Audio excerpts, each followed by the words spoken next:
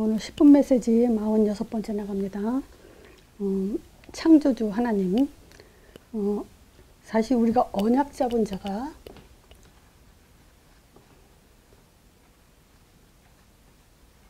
언약 잡은 사람들은요, 모든 힘의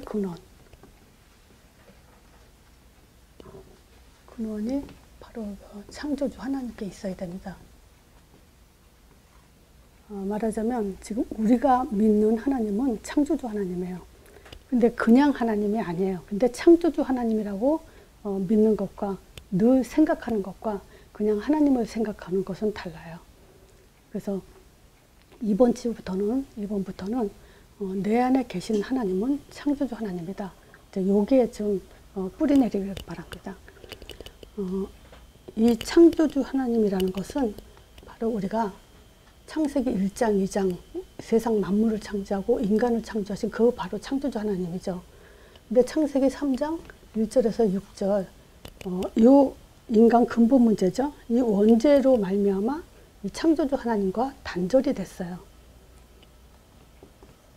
근데 바로 하나님은 창세기 3장 15절을 주시고서는 바로 창조주 하나님에 대한 창조주 하나님이 우리 안에 다시 함께하도록 회복시켰죠. 그래서 모든 문제 끝났다. 모든 문제 끝났다라는 것도 창세기 3장의 인간 근본 문제 끝났다도 말이 되지만요.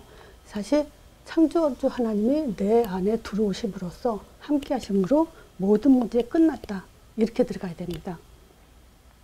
자, 그래서 우리가 이 창조주 하나님이 내 안에 함께 하신 그 믿음을 근원적 힘으로 가지면서 일단 창조의 목적을 한번 확인해 봅시다.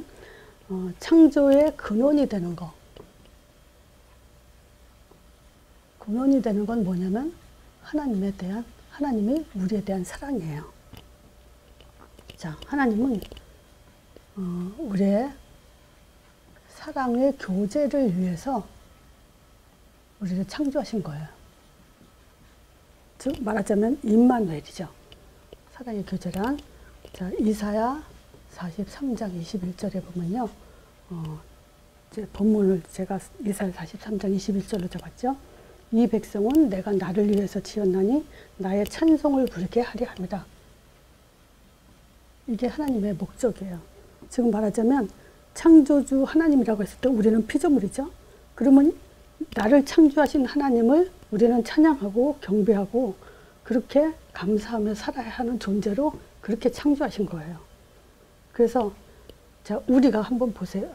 하나님 함께 기도하면서 우리가 하나님이라는 걸 믿음을 갖는다고 하면서 우리는 얼마나 지금 하나님을 기쁘시게 하고 살고 있는지, 그리고 내가 선택하고 결정하는 그런 것들이 과연 정말 하나님이 기뻐하시는 건지, 그런 것들을 지금 늘 생각하면서 사는지, 그거에 대해서 우리가 점검해 볼 필요가 있습니다. 자, 창조의 목적은 하나님이 우리와 함께 하시면서 우리로 하여금 영광 받으시고 찬양 받으시려고 창조했죠. 또 하나님의 힘으로 살도록 하기 위해서 창조하셨어요. 혼자 내 멋대로 살게 한 게 아니에요. 하나님과 함께 하나님의 힘으로 살도록. 자, 어떻게 그러면 하나님의 힘으로 살 수 있냐? 마태복음 28장 18절에서 20절. 하늘과 땅의 권세를 가지고 살도록 하셨어요. 또 사도행전 1장 8절. 성령이 임하면 우리에게 권능을 준다 했죠. 이걸로 살게 했어요. 그래서 정말 하나님의 나를 지으신 나의 존재는 창조주 하나님을 누리고 또 그 창조주 하나님으로부터 받는 하늘과 땅의 권세를 가지고 땅끝까지 가는 그런 존재로 창조하신 거예요. 그래서 이 창조의 세 가지, 우리 창조주 하나님에게는 창조의 능력을 가지고 계시죠. 그것이 지난주에 했죠. 창조의 능력은 바로 말씀이라고. 말씀으로 세상을 창조하시고 말씀으로 우리에게 우리 인간을 생명이 되게 하셨어요. 그리고 창조에는 원리를 갖고 있는데 바로 생명의 원리라 그랬죠.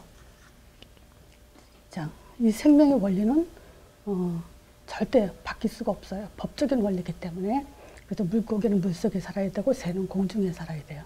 그래서 각기 그 종류대로 또 번성하게 해놨죠.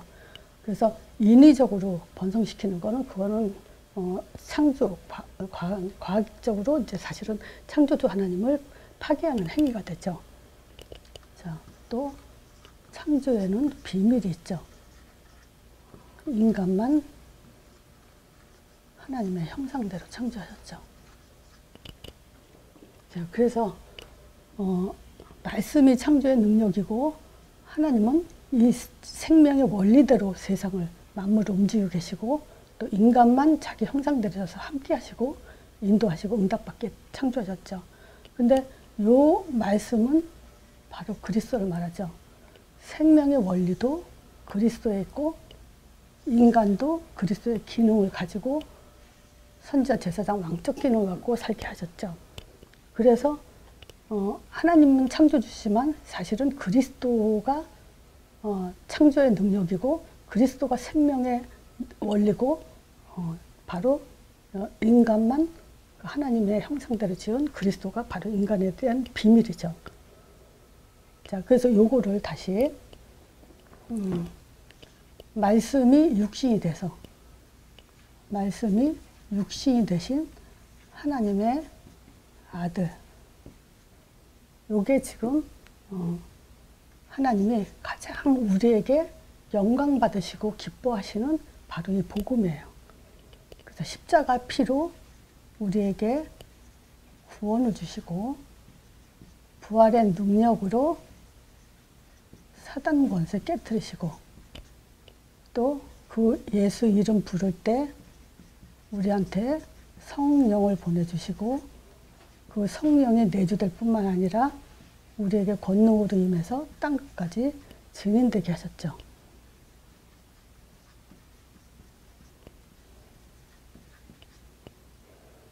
자, 바로 이 그리스도가 하신 일이에요.